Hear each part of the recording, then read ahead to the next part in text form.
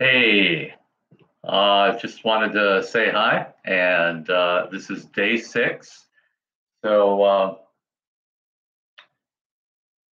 feeling a little worse than yesterday, oddly enough. I'm trying to create a routine around exercise, and so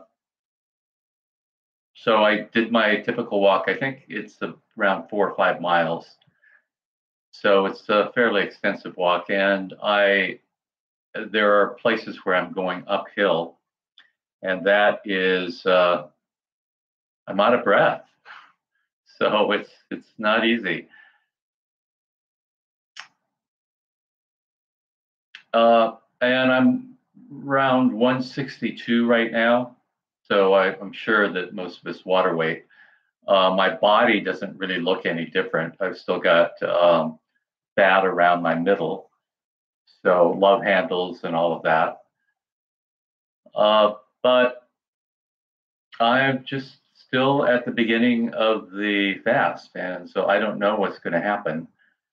I think what I want to talk about today is the identity, and the identity, especially around food, because, and so this is going to be a little confessional, but my father weighed over 300 pounds. My sisters are both overweight. One got, I think, close to 300. Then she had I forget what they call it, but it's where there's a band that they put around the stomach or something like that, where you just can't eat that much. Uh, and I think my other sister also had that. So they've lost some weight and they're a little bit better now. But I do worry about them. In fact, I'm going to suggest that they try fasting. I don't know that that's going to happen because um, they both work, and it's not. It would be difficult if I had to actually work. Um, so So I want to talk a little bit, like I said, about the identity, because the way I define the identity, and I kind of interchange it between ego or identity and the identity. And the reason I call it the identity is because it's what we identify with. Sometimes we're identified or in our ego, and we're kind of stuck there, and we see everything, we perceive everything in terms of our identity, which means that because we are really separate from our identity. We are separate. We are not our ego. We are not our identity. The identity can be, okay, what do I do for work? I'm a man, or I'm a woman, or, there's all kinds of ways that we identify ourselves with. But I want to go a little bit deeper. And I actually have a paper, an article that I wrote about the identity and the formation of the identity. But I want to talk about identity and food because I started out with my dad, and my mother. My mother was never overweight, but she had a sugar craving, and she ended up being diabetic, age onset diabetes, and she lost some of her toes, and it was just difficult for her. She had to have insulin shots and all of that. So there's this thing in our family, and I think that there are a lot of families like this. This is why I'm bringing this up, is that we grow up and we're in this family where food is important. It's kind of how we show love. And so I've always, I mean, whenever I dated or had relationships with women, because I'm a good cook, because I love food, and I would show my love by cooking for them. And so there's this thing that happens, and sometimes it's in Jewish families, sometimes it's in Japanese families. It doesn't. It's not ethnically oriented, although it may be. I don't know.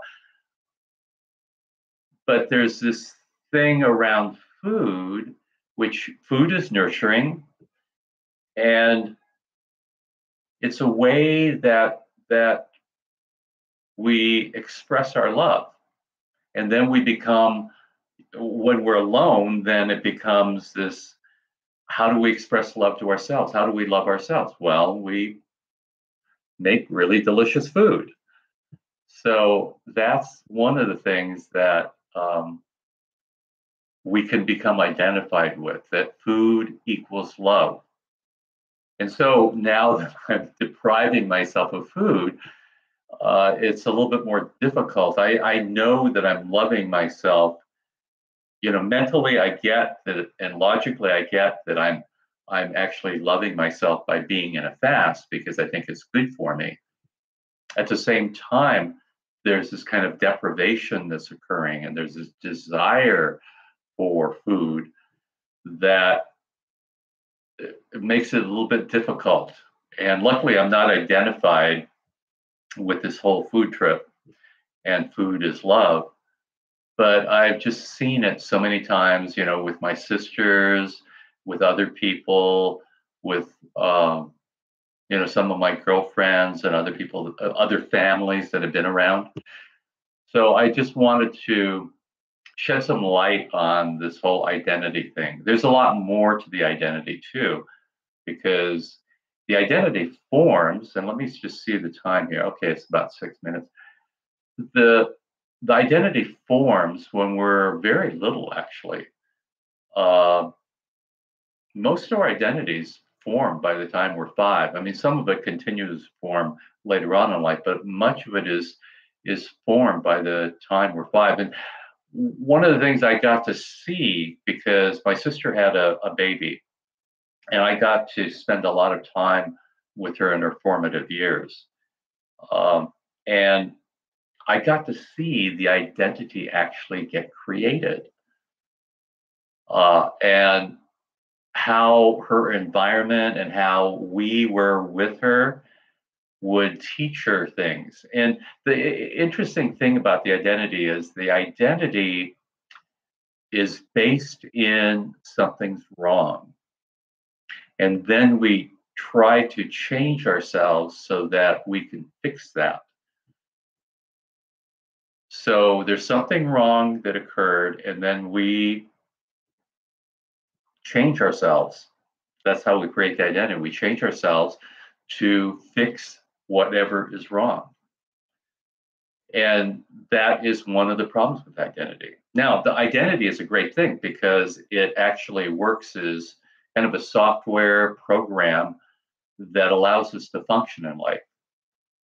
But what will happen is that as we begin to move through life, and it functions quite well for survival, but if we try to go beyond survival, the identity oftentimes gets in the way.